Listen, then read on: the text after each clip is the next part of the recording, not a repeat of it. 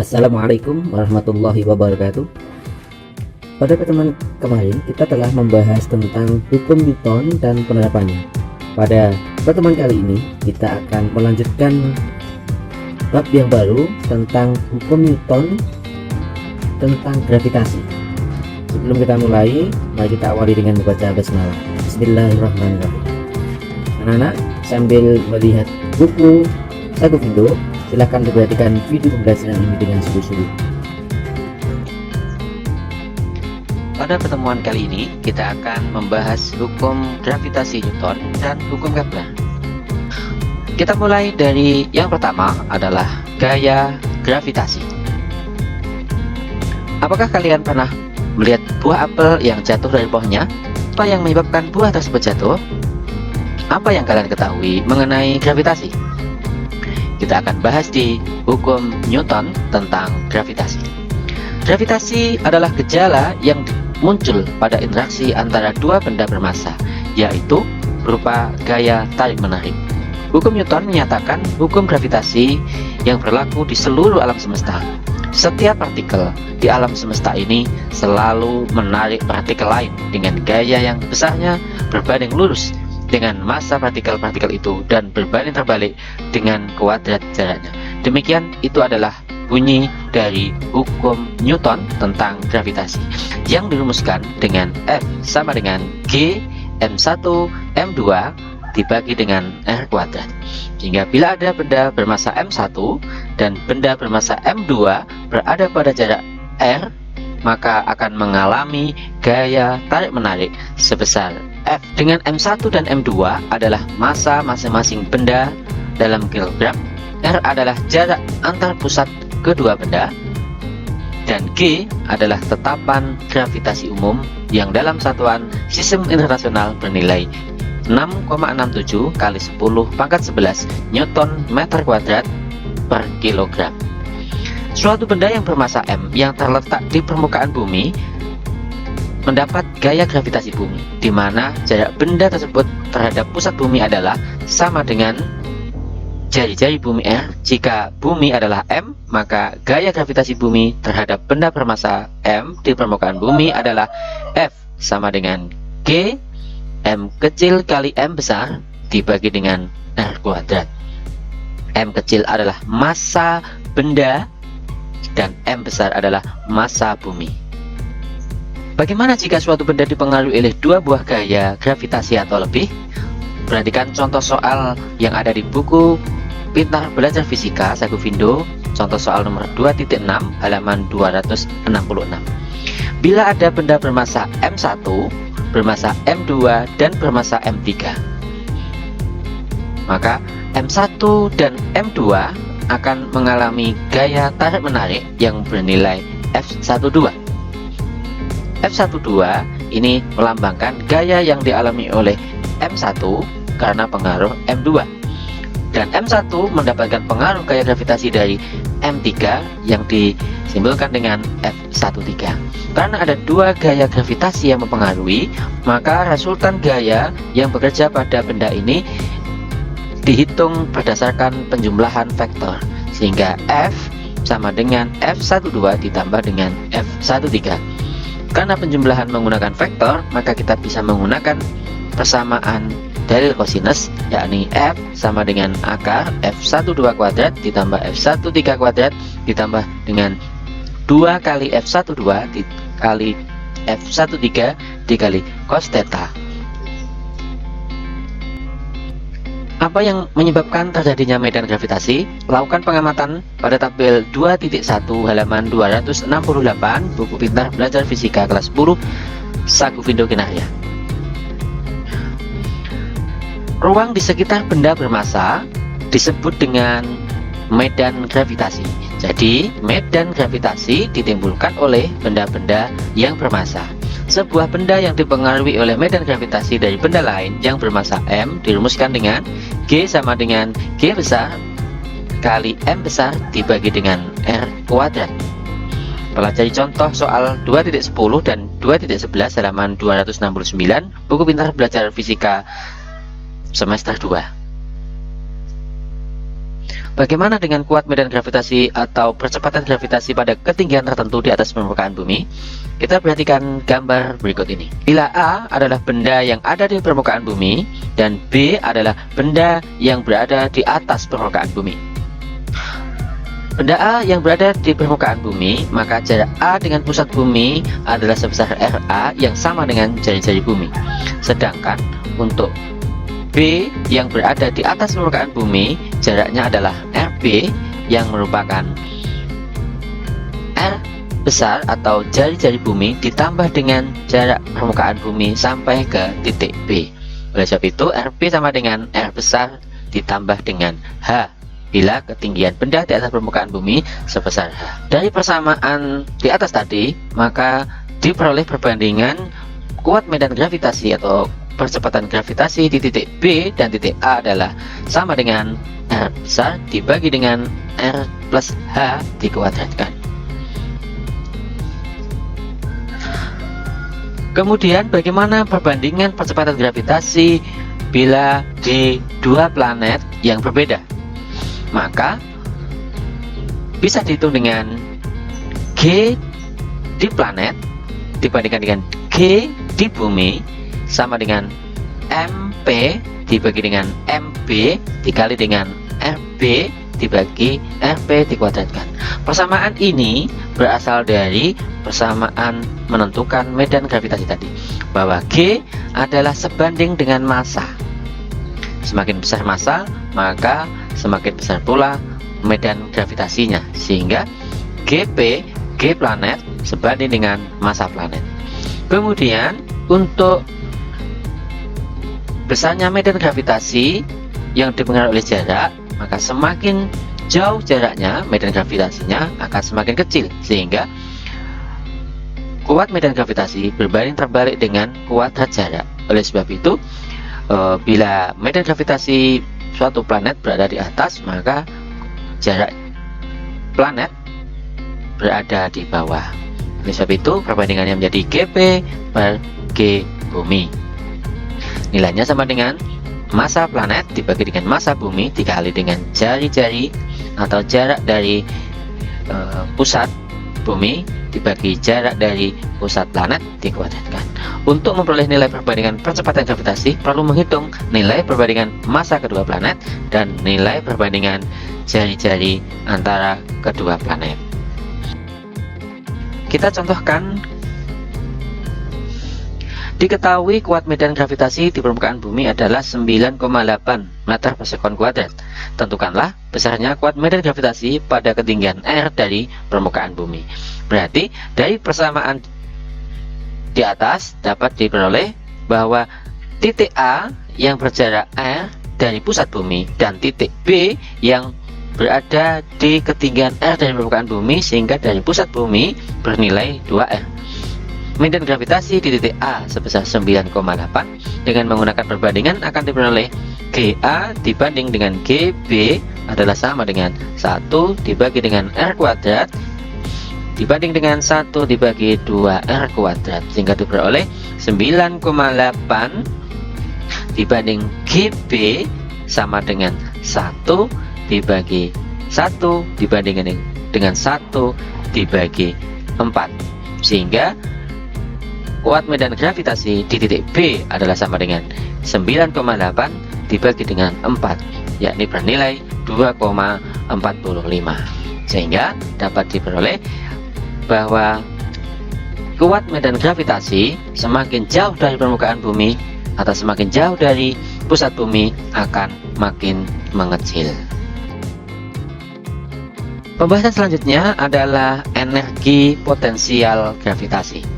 Energi potensial yang disimbolkan dengan EP dari suatu benda bermassa yang berjarak R dari suatu pusat massa M, misalnya pusat bumi atau pusat planet, dinyatakan dengan EP sama dengan minus tetapan gravitasi umum dikalikan dengan M besar dikali M kecil dibagi dengan R atau jarak. Tanda negatif menyatakan bahwa untuk memindahkan benda bermassa M dari titik yang berjarak R terhadap pusat massa ke titik yang jauh sekali terhadap pusat massa yang sering disebut dengan angkasa luar diperlukan usaha. Jadi membutuhkan usaha sehingga ini bertanda negatif. Bagaimana energi potensial dari sistem partikel jika lebih dari 2? Yang mempengaruhi ada 2, maka energi potensial sistem merupakan jumlah skalar dari energi potensial yang dialami masing-masing benda yang dirumuskan dengan persamaan berikut. Berikutnya adalah potensial gravitasi. Potensial gravitasi adalah energi potensial gravitasi yang disimbolkan dengan EP tadi, persatuan massa, yang disimbolkan dengan V. V sama dengan minus G dikali M dibagi dengan R. Tanda negatif sekali lagi menyatakan bahwa untuk memindahkan benda bermassa M dari titik yang jarak R terhadap pusat massa ke titik yang jauh sekali terhadap pusat massa diperlukan usaha. Kemudian, bagaimana jika potensial gravitasi dari sistem partikel lebih dari 2?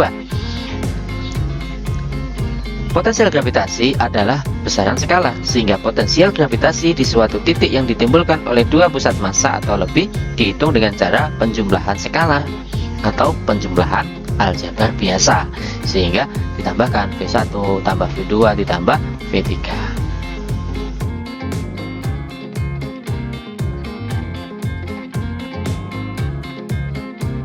Berikutnya adalah aplikasi hukum gravitasi Newton. Apa penerapan hukum gravitasi Newton? Yang pertama adalah menghitung massa matahari. Pernah terbayang bagaimana menghitung massa matahari? Karena tidak ada timbangan atau neraca yang bisa menghitung massa matahari, maka menghitung massa matahari menggunakan pendekatan hukum gravitasi Newton. Bumi yang bermassa mb yang saya gambarkan ini bergerak dengan kelajuan Vb mengitari matahari yang bermassa mm dengan jari-jari orbit bumi adalah Rb dan periode revolusi bumi adalah Tb. Gaya gravitasi matahari terhadap bumi merupakan gaya sentripetal. Agar bumi tetap pada orbitnya, maka besarnya gaya gravitasi antara matahari dan bumi harus sama dengan gaya sentripetal. Gaya gravitasi yang sudah kita bahas sebelumnya bernilai G kali M bumi dikali dengan M matahari dibagi dengan jarak antara bumi dengan matahari. Harus sama dengan gaya sentripetal yang dialami oleh bumi, yakni massa bumi kali kecepatan bumi mengitari matahari dikuadratkan dibagi dengan jarak antara matahari dan bumi. Dari persamaan tadi bisa dihitung bahwa M matahari atau massa matahari adalah sama dengan kecepatan bumi dikuadratkan dikalikan dengan jarak antara matahari dan bumi dibagi dengan G atau tetapan gravitasi umum, atau bisa dirumuskan dengan massa matahari adalah 4 kali Pi kuadrat dikali jarak antara bumi dengan matahari dipangkatkan 3 dibagi dengan G tetapan gravitasi umum dikali periode revolusi bumi dikuadratkan. Jadi kita tidak perlu mencari neraca atau timbangan untuk menimbang matahari, karena kalau ditimbang jelas tidak mungkin. Aplikasi hukum gravitasi yang kedua adalah menghitung massa bumi. Dengan cara yang sama, bumi yang bermassa MB dan bulan dengan massa MBL mengitarinya dengan kelajuan VBL. Jadi bulan mengitari bumi dengan kelajuan VBL dengan jari-jari orbit bulan RBL dan periode revolusi bulan TBL. Gaya gravitasi bumi terhadap bulan merupakan gaya sentripetal. Agar bulan tetap pada orbitnya, maka besarnya gaya gravitasi harus sama dengan gaya sentripetal, sehingga dengan perhitungan yang sama diperoleh massa bumi sebesar 4Pi kuadrat kali R bulan dipangkatkan 3 dibagi dengan G T bulan dikuadratkan. Aplikasi yang ketiga adalah hukum Kepler. apakah yang menyebabkan keteraturan gerak planet? Siapa yang bisa menjawab? Johannes Kepler menemukan bahwa lintasan planet mengelilingi matahari sebenarnya berbentuk elips. Ia juga menunjukkan bahwa planet tidak bergerak dengan kelajuan konstan, tetapi bergerak lebih cepat ketika dekat dengan matahari dibandingkan bila lebih jauh. Hukum Kepler menyebutkan bahwa lintasan revolusi planet mengelilingi matahari berupa elips, dengan matahari berada pada salah satu titik fokusnya. Yang kedua, Kepler mengungkapkan bahwa garis hubung khayal antara planet dan matahari menempuh luas juring yang sama dalam selang waktu yang sama. Oleh sebab itu, dia akan makin cepat bila berada di dekat matahari dan revolusinya akan lambat ketika jauh dari matahari. Hukum Kepler yang ketiga menyebutkan bahwa perbandingan kuadrat periode revolusi dua buah planet sama dengan perbandingan pangkat 3 dari jarak rata-rata kedua planet terhadap matahari, yang dirumuskan dengan T pangkat 2 dibagi dengan R pangkat 3 adalah konstan, dengan T adalah periode revolusi dan R adalah jarak rata-rata antara planet dengan matahari. Atau dapat dirumuskan T1 dibagi T2 dikuadratkan sama dengan R1 dibagi R2 dipangkatkan 3. Untuk menguji pemahaman anak-anak tentang materi ini, silakan dikerjakan uji prestasi mandiri halaman 279 buku pintar belajar fisika kelas 10 Sakuvindo semester 2. Pembahasan berikutnya adalah kecepatan orbit satelit. Telekomunikasi di bumi mengandalkan satelit yang mengorbit. Demikian pula dengan perakiraan cuaca yang diperoleh dari satelit meteorologi sehingga memberikan hasil yang lebih akurat. Untuk keperluan telekomunikasi yang diperlukan adalah satelit orbit geostasioner, sedangkan untuk keperluan cuaca yang diperlukan adalah satelit orbit polar seperti pada gambar di samping.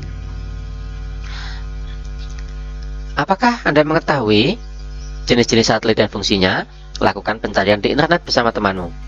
Untuk sebuah satelit yang mengorbit dengan massa M dan lintasannya dari pusat bumi adalah R dan massa bumi adalah M besar, maka diperoleh persamaan berikut, yaitu V sama dengan akar G kali M besar dibagi dengan R.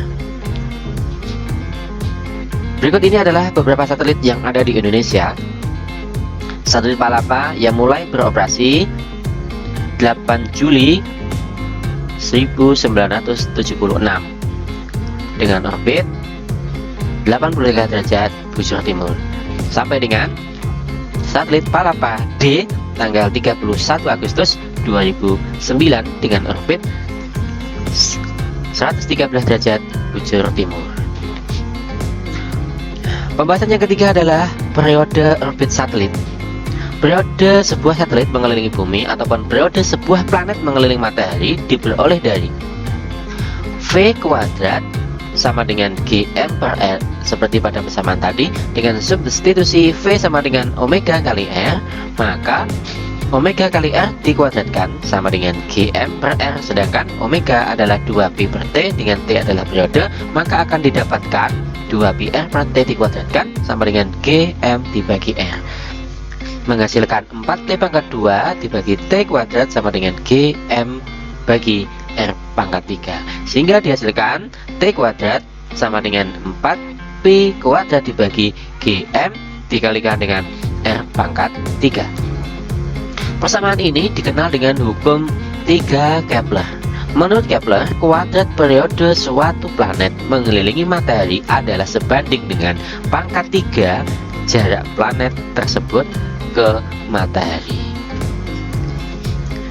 Kita latihan untuk lebih memahami masalah ini. Diketahui massa satelit adalah M kecil dan massa bumi adalah M besar, dan jari-jari bumi adalah R besar. Dengan kecepatan berapakah sebuah satelit harus mengorbit pada ketinggian R dari permukaan bumi agar tetap pada lintasannya? Maka diharapkan jika saat satelit diluncurkan agar ingin mengorbit hanya pada ketinggian R dari permukaan bumi, maka harus dengan kecepatan berapa? Nah, kita lihat pada ketinggian R dari permukaan bumi atau 2R dari pusat bumi, berarti ketinggian satelit dari pusat bumi adalah sebesar 2R besar. Dari persamaan V sama dengan akar GM per R, maka R-nya adalah 2R dengan nilai G massa bumi dan jari-jari bumi, maka dengan memasukkan nilai-nilai tersebut akan didapatkan P sama dengan akar 6,67 kali 10 pangkat minus 11 dikali dengan 5,97 kali 10 pangkat 24 dibagi dengan 2 kali 6,37 kali 10 pangkat 6 dihasilkan sama dengan 5,59 kali 10 pangkat 3 meter per sekon. Jadi satelit harus mengorbit dengan kecepatan 5,59 kali 10 pangkat 3 meter per sekon. Latihan yang kedua, planet A dan planet B masing-masing berjarak rata-rata sebesar P dan Q terhadap matahari. Planet A mengitari matahari dengan periode T jika P sama dengan 4Q dan B mengitari matahari. Kita ketahui bahwa RA jarak rata-rata terhadap matahari adalah P, RB jarak rata-rata planet B terhadap matahari adalah Q. Jika P sama dengan 4Q dan periode A adalah sama dengan T, maka ditanya periode planet B dalam mengitari matahari. Kita lihat persamaan sebelumnya, TA dibagi dengan TB dikuadratkan sama dengan RA dibagi RB dipangkatkan 3. Dan nilai-nilai ini kita masukkan bahwa TA sama dengan T dimasukkan dibagi TB dikuadratkan sama dengan P dibagi Q dipangkatkan 3. P yang bernilai 4Q kita masukkan sehingga T dibagi TB kuadrat sama dengan 4Q dibagi 4Q dipangkatkan 3. Kemudian Q dibagi Q sama dengan 1, 4 pangkat 3 sama dengan 64, sehingga diperoleh bahwa TB adalah sama dengan 1/8. Demikian adik-adik yang kita pelajari pada kesempatan kali ini. Semoga dapat memberikan kemudahan dan wassalamualaikum warahmatullahi wabarakatuh.